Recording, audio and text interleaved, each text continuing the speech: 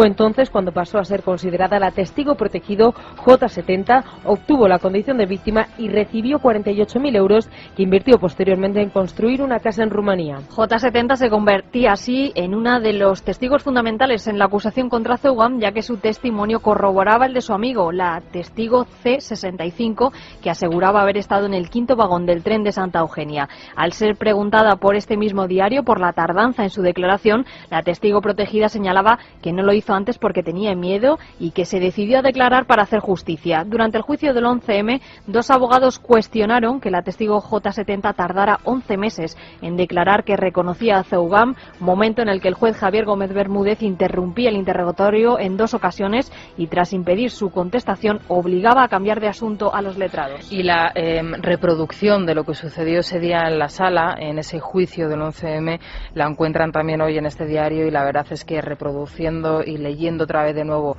ese interrogatorio y esa interrupción continua de Javier Gómez Bermúdez, uno se da cuenta el tono, las maneras, las formas que en bastantes episodios y capítulos del juicio utilizó el magistrado de la Audiencia Nacional. Señor letrado. Sí, con la venia. ¿Por qué tarda un año en ir, 1 año y 2 meses desde que ocurren los hechos hasta que va a comisaría a prestar declaración sobre? En primer lugar a la pregunta. En primer lugar, no va a comisaría, luego el dato ya del presupuesto es falso. En segundo lugar, la respuesta la tiene usted en el propio sumario, si se lo mira, por favor. De acuerdo. Y es que pasa por la Oficina de Atención a Víctimas y es ahí donde la remiten al juzgado. Mi pregunta es exactamente esta. ¿Por qué tiene distinta fecha de la otra? ¿Pero cuál es la fecha distinta, señor letrado, por favor? Es que sigo sin entenderla hasta yo. ¿Cuál es la fecha distinta? Vamos a ver.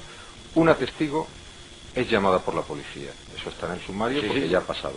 Y esta testigo no aparece hasta que la reconocen en la Oficina de Víctimas. Y la lo tienen ustedes en el folio 44.109. Exactamente, esta es mi duda. ¿Por qué no coincide con su amiga en el mismo íter de...? Pues pregúntele usted a... ¿Por qué, señora? No, a la testigo no. Le tendrá que usted preguntar a las fuerzas de seguridad, al juzgado, yo qué sé. A la testigo desde luego no. Otra pregunta, por favor. También encontrarán ustedes en este diario la reproducción de ese informe que realizan los técnicos de Interior, esos informes previos a la declaración de esta persona como víctima del atentado, en donde rechazan precisamente que las lesiones que ella presenta sean provocadas o motivadas por el atentado terrorista, e incluso ponen en duda el que esta persona estuviese en esos trenes. Todo esto lo tienen en la información que hoy publica el diario El Mundo, y que, ya les digo, mañana probablemente tengamos más datos sobre lo que sucede, lo que dice ahora y lo que ha sucedido, y la historia de la testigo C65. En fin, de la J70 a la C65. El diario El Mundo publica hoy la tercera entrega de la investigación sobre los testigos en los que se basó la condena de 40.000 años de cárcel a Yamal Zeugam como único autor material de los atentados del 11M. Según este diario, el testigo protegido C65, una mujer rumana, señaló en el consulado de su país que iba en el vagón como una compatriota distinta a la que 10 meses después dijo que le acompañaba. Además, señaló que tras las explosiones le cayó un cadáver encima, aunque en el tren en el que viajaba no se registraron ni muertos ni heridos graves. También señaló que se fijó en Zeugam porque tuvo un incidente con otro pasajero. Después, en la Audiencia Nacional, cambiaba de versión y afirmaba que el marroquí le rozó con la mochila. En el Supremo mantuvo que Zeugam la había movido de la silla, y en declaraciones al Mundo, la testigo dijo que Zeugam se encaró con ella. El marido de C65 fue aceptado como víctima, aunque no sufrió heridas en el vagón más afectado por las explosiones. Ambos fueron indemnizados con 100.000 euros y recibieron la nacionalidad española. El hermano de la testigo fue expulsado del procedimiento por mentir. El juez Félix de Gallón, que sustituyó a Juan del Olmo durante meses, propuso su imputación, pero la fiscal Olga Sánchez lo impidió. La testigo C65 y su marido fueron después contratados por la empresa de seguridad de un íntimo amigo del comisario Juan Antonio González, conocido como Hag. Según Época, el amigo del comisario González fue el que pagó la famosa cacería de 2009 en Jaén, donde coincidieron el exministro de Justicia Fernández Bermejo, Garzón, la fiscal Dolores Delgado y el propio González. La cacería tuvo lugar cuando Garzón desarrollaba la operación Gürtel y costó la dimisión de Fernández Bermejo. Hoy, en el diario El Mundo, el popular Esteban González Pons afirma que su partido cumplirá todas las promesas de aclarar el 11M. Bien, aquí estamos ante dos víctimas falsas, más que evidentemente falsas, un testigo más que evidentemente manipulado, presuntamente, presuntamente testigo. O sea, ya está bien de creernos lo que dice una policía que está hasta aquí de mentiras. En principio, lo que diga Rubalcaba es falso. En principio, lo que diga la policía de Rubalcaba es falso. En principio, los testimonios de la policía de Rubalcaba sobre el 11M son falsos. En principio, falsos. Luego ya veremos si hay algo de verdadero en alguno. En este caso, falsos de cabo a rabo. Y encima, la policía de Rubalcaba les da trabajo, además, a la pareja. ¿Pero esto qué es? ¿Pero esto qué es? Y el hermano que quiere entrar en el paquete lo echan porque es un mentiroso malo. Bueno, como esta tía. Esta tía que primero dice, es que vi que era porque se peleó con uno. Luego dice, es que vi que era porque me rozó al pasar y me fijé. Luego, es que chocó conmigo. Y luego, es que se encaró conmigo. Pero, querida, ¿no te acuerdas de lo que dijiste al principio? Pues si es mentira todo. Pero si le cayó un cadáver encima y no había ningún cadáver, no había ningún muerto en ese vagón. Estas son revelaciones del mundo que ponen de relieve la fragilidad o la falta de credibilidad de esos testigos que en su día prestaron, al menos los de ellos, testimonio en sede judicial. Ahí donde está la cuestión. Pero usted ha aludido hace unos instantes al pensamiento del procomún, ¿no?, de la ciudadanía. Claro. Lo que es terrible, lo que es terrorífico, don Luis, y usted lo sabe bien, es pensar en la mera posibilidad de que un hombre pueda estar cumpliendo o pueda cumplir una condena tan extraordinaria ante la duda de su inocencia, ¿no? Eso es lo más grave de todo, ¿no? Yo por eso, esa dificultad le recomendaría a la madre y a la hermana de Jamal Zugán que a través de sus letrados lo intenten todo, ¿no? Ellos saben que es una tarea ardua, complicada, pero que no escatimen el esfuerzo. Ver a una persona que puede ser inocente cumplir una condena a la que no había derecho a imponer es algo tremendo. Pero aquí, fíjese cómo será excepcional el recurso de revisión, que hasta puede instarlo el Ministerio de Justicia, y no digamos el Fiscal General del Estado por sí mismos, ¿no?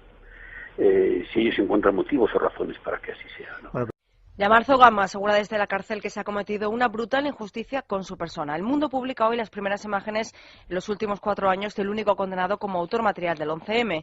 En declaraciones exclusivas a este periódico, Yamal Zugam dice que sabía que algún día saldrían informaciones como las conocidas sobre los falsos testimonios en su contra, ya que asegura él no ha hecho nada. El marroquí lleva 7 años en una celda de castigo prácticamente incomunicado al negarse a aceptar su culpabilidad, una posibilidad que le habían ofrecido en numerosas ocasiones los funcionarios y que aliviaría su condena, de la que todavía le quedan por cumplir 32 años. Zugam, de 38 años de edad, relata su deterioro físico hasta el punto de afirmar que dentro de poco estará en silla de ruedas. El preso muestra su confianza en que el Estado de Derecho repare la barbaridad hecha en su caso por jueces y fiscales.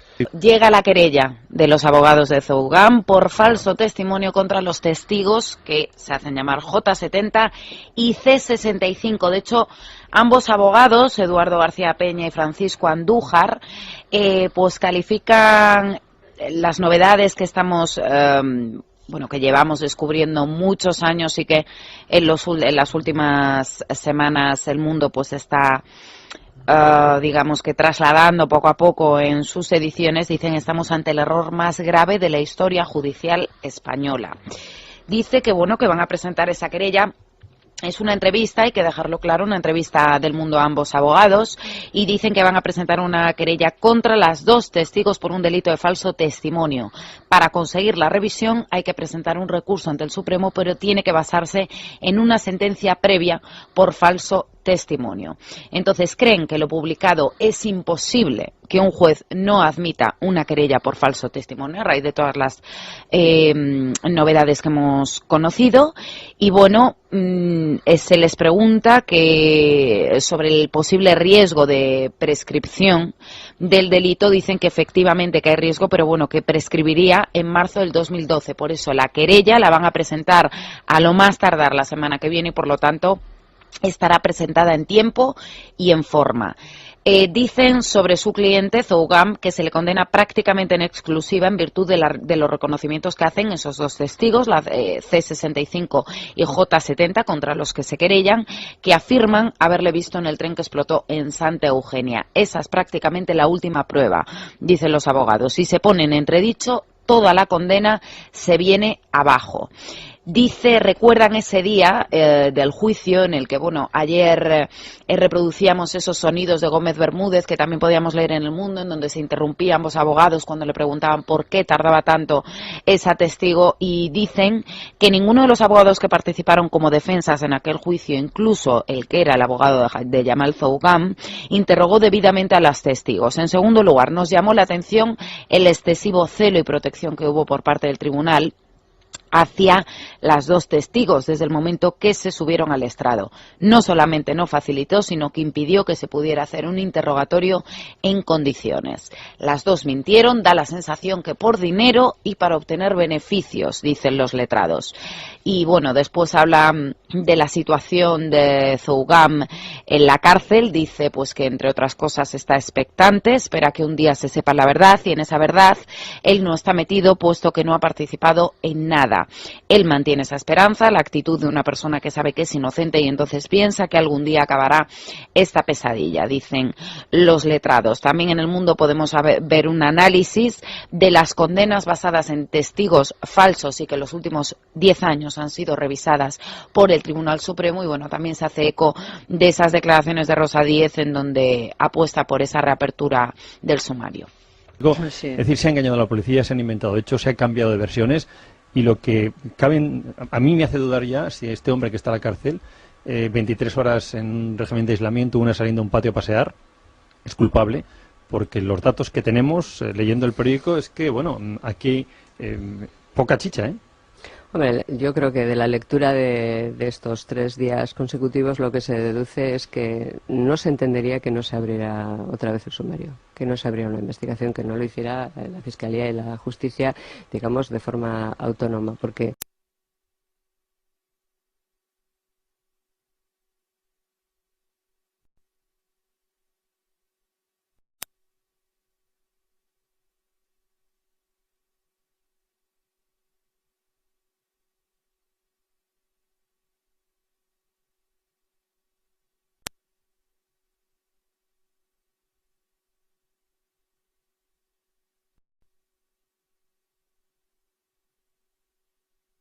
Unificado de Policía del SUB, que me parecía un comunicado más que sorprendente, muy valiente. El punto sexto de este comunicado, el último punto, que concluía, y cito textualmente, hay indicios que moral y jurídicamente deberían llevar a una revisión de las pruebas y un nuevo juicio. ¿Ustedes creen que en estos momentos hemos llegado a un punto dentro de lo que ha sido la investigación del 11M que efectivamente habría que reevaluar las pruebas y llegar incluso hasta un nuevo juicio? Sin duda, nosotros nos hemos planteado la condena de Jamal Zougam.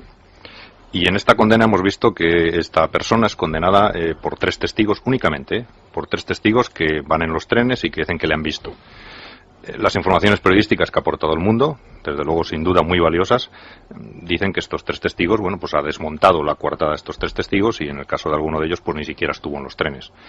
Con lo cual a nosotros nos parece que, por eso decimos lo de moral y jurídicamente, moralmente porque seguramente estas personas lo que buscaban era alguna compensación económica por el hecho de haber sido víctimas de este brutal atentado, y segundo porque jurídicamente se ha condenado a una persona que, bueno, mediante unas pruebas que al final puede resultar inocente, es decir, no tener nada que ver con este asunto.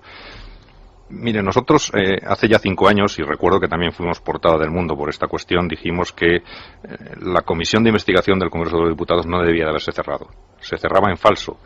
y se cerraba en falso quizá por un pacto entonces entre Partido Socialista y Partido Popular, porque yo creo que no se quería conocer la verdad y no se quería dar esa imagen de desunión que es cierto que se estaba dando, pero no se podía cerrar esa comisión como se cerró. Al final esa comisión se cerró, al final los hechos fueron juzgados. Es verdad que nosotros en su día, y esto lo hemos hablado con Luis del Pino en muchas ocasiones, dijimos que bueno, que era cosa juzgada, es decir, las leyes y el Estado de Derecho, nos guste o no nos guste, o lo acatas o no lo acatas, y en este sentido nosotros dijimos, bueno, la sentencia nos podrá gustar más o nos podrá gustar menos, pero es la que hay. Claro,